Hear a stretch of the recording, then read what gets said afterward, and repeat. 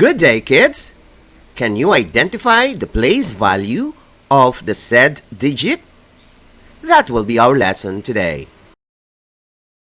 Our lesson for today is about place values of whole numbers. From the previous lessons, we have learned about digits, and digits are part of a number. At ang bawat digit ay may ibig sabihin. Let's take for example the number 456.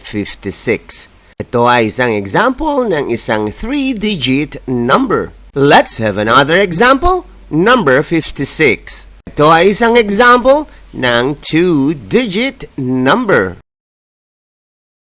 At ito naman ay isang 1-digit number. Ano ba ang place? Ito ay ang lugar ng bawat digit sa number na tinutukoy natin. Ano naman ang value? Ito ay ang halaga ng bawat digit sa kanya-kanyang pwesto. Upang mas lalo nating maintindihan ang lesson, kailangan ko si magic stick. The magic stick will represent the number in the number line.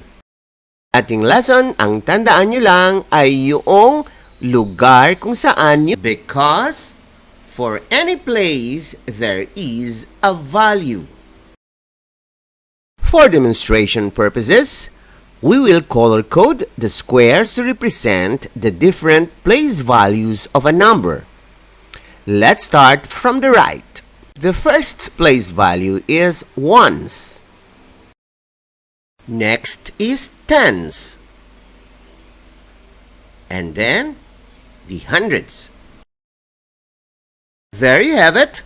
Ones, tens, and then hundreds. Kunyari lang, meron akong isang stick. Paano ko ito isusulat?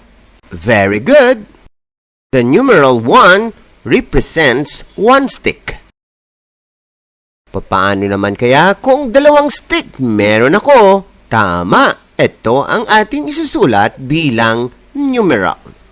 At ang tatlong stick ay ganito naman maisusulat. Let's continue counting them.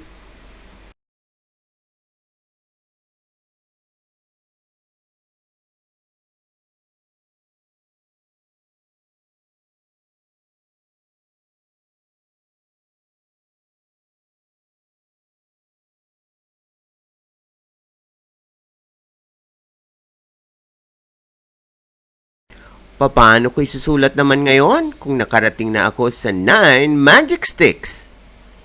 Ito na ang mangyayari sa kanya. 9 sticks is equal to a numeral of 9. Ano kayang mangyayari pag nagdagdag ako ng isa pang magic stick? Paano ko isasaksak sa isang square? Remember that one digit is only allowed to one square. Remember that 9 plus 1 is equal to 10. 10 has 2 digits already. Ano ang gagawin natin? I have here 10 individual sticks. The 10 sticks can be bundled into one. Paano na natin isusulat ang numeral 10 sa kanya-kanyang squares? Alam nyo na ba? Ooh, very good! Digit 1 is in the tens place, and 0 is in the ones place. Kapag tinanong sa iyo ano ang value ng digit 1, the answer will be 110 or merely 10. Let's move on to the next level. How about this number of magic sticks? Digit 2 will be written on the tens place, while digit 0 will be written on the ones place. How do you write this 3 bundle of magic sticks?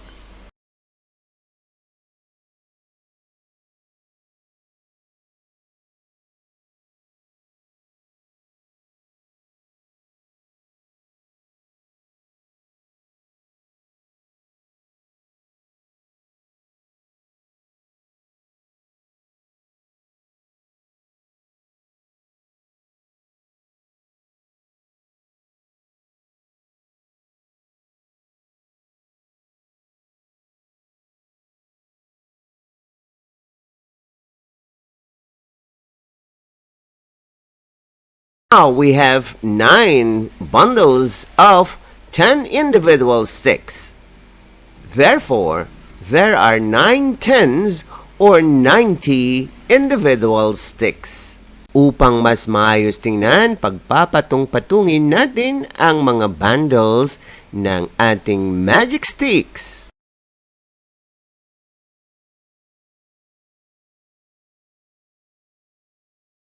Ngayong maayos ng tingnan, magdadagdag ulit ako ng mga magic sticks.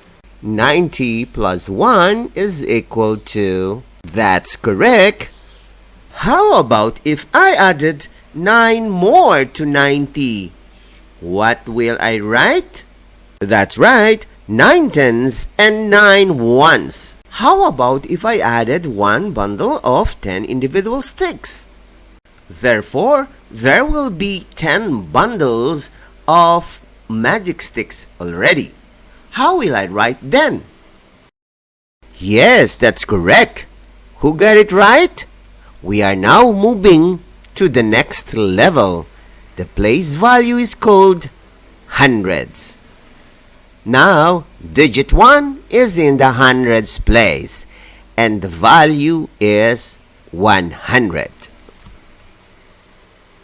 Please be reminded that 10 bundles of 10 individual sticks is equal to 1 bundle of 100.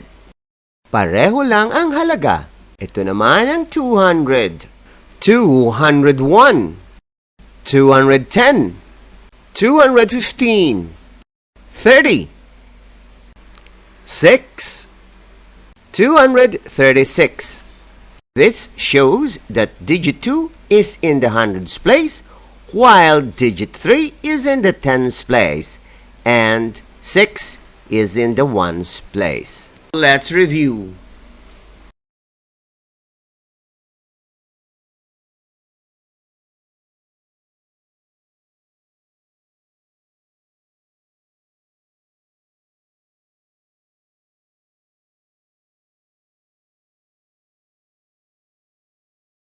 And this is how you are going to write number in words. It is being hyphenated.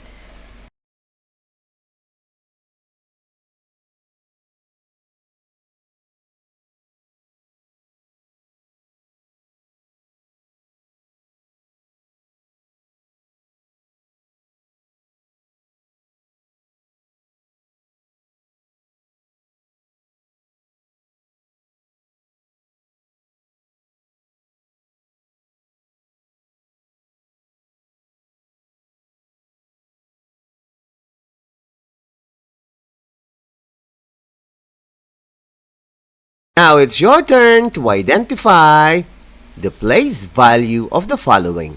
The number is 745. Digit 4 is in the tens place.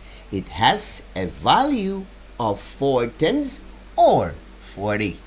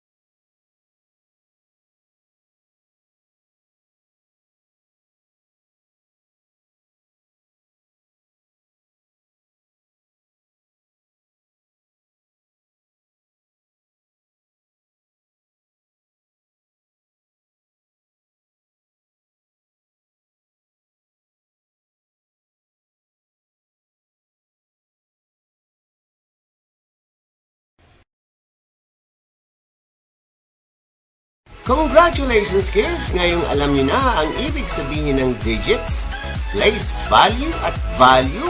Yayain niyo na yung mga kaibigan at mag-join na sa ating I Volunteer for Filipino Children.